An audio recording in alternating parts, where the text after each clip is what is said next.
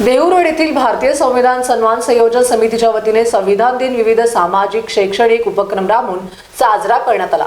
ढोल ताशाच्या गजरात भारतीय संविधानाची वाजत गाजत संपूर्ण देहूरोड बाजारपेठेतून भव्य मिरवणूक काढण्यात आली। संविधान दिनानिमित्त भारतीय संविधान व मूलभूत अधिकार या विषयावर 2 गटांमध्ये वक्तृत्व स्पर्धा घेण्यात आल्या होत्या।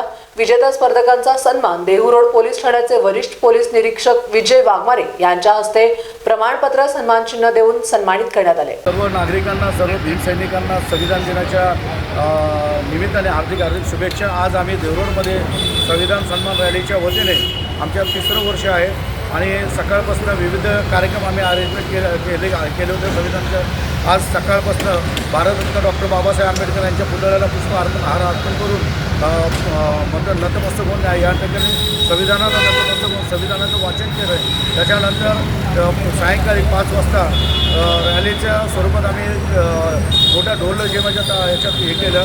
तसेच 24 तारखेला आम्ही वक्तृत्व स्पर्धा आयोजित केल्या होत्या। त्याच्यामध्ये जे पहिले, दुसरे, तिसरे क्रमांक आले त्यांना आज आम्ही माझ्या अध्यक्षतेखाली देहूरोड पोलीस स्टेशनचे PI वाघमारे साहेब यांच्या हस्ते देण्यात आले। तसेच या कार्यक्रमाला अनेक मान्यवरांनी मोठा प्रतिसाद दिला आणि या ठिकाणी आपल्या सर्वात ज्ञात आहे की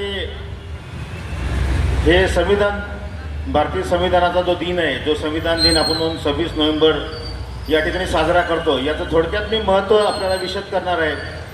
26 नोव्हेंबर 1949 या ठिकाणी संविधान, भारताचं संविधान स्वीकारलं होतं आणि आपल्याला माहीतच आहे की 26 जानेवारी 1950 या दिवसापासून भारताची राज्यघटना अंमलात आलेली आहे। या ठिकाणी आपल्याला थोडक्यात सांगायचं आहे की कोणत्याही देशाची राज्यघटना अस्तित्वात आल्याशिवाय कुठल्याही देशाला स्वातंत्र्य। Ramesh Kamble, star Maharashtra news, Pune.